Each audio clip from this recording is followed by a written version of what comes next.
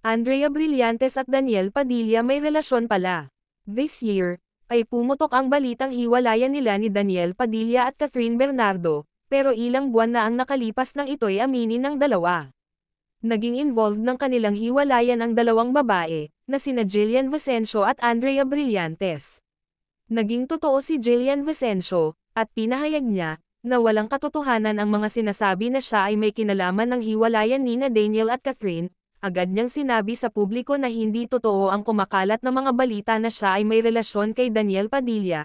Sabi niya, wala pong katotohanan po yan, dahil kung ako ay may relasyon kay Daniel, ay dapat hindi ako pinapansin ni Kath, at magkasama din po kami sa trabaho, siya pa nga tumutulong sa akin, dahil kung totoo yan, ay dapat hindi ako pinapansin ni Catherine.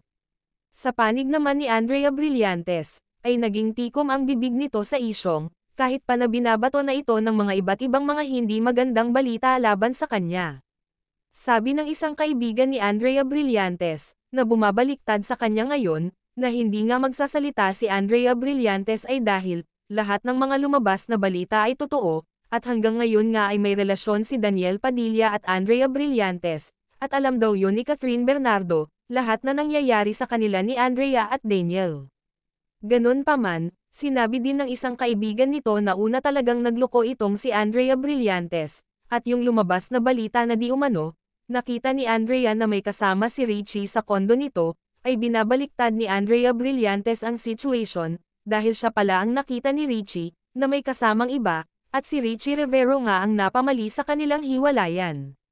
Sabi pa, na itong ina ni Andrea ay kinukonsinti nga itong si Andrea Brillantes sa relasyon nila kay Daniel Padilla. At totoo talaga na may nangyari na sa kanila sa ibang bansa at kahit daw ito ay nasa ating bansa, at alam daw yun lahat ni Kath. Sobrang sakit para kay Kath, na hindi naging totoo sa kanya si Daniel Padilla, sa kanilang relasyon. Isa sa nakapasakit ngayon kay Catherine sa kanilang hiwalayan, ay ang pinaghirapan niyang pera, na nasa ina ni Daniel Padilla, dahil parang itong pera na ito, ay hiniram sa kanya at hanggang ngayon ay hindi pa nga ito naibalik.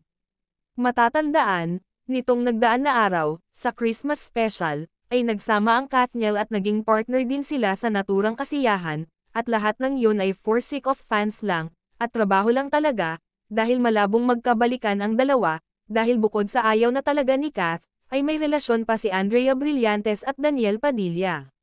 Samantala, may nakarating din na balita, na itong mga kapatid ni Daniel Padilla, ay ayaw kay Andrea Brillantes, sa kanilang relasyon ngayon, dahil mas gusto pa nila si Kath para sa kanilang kuya Daniel.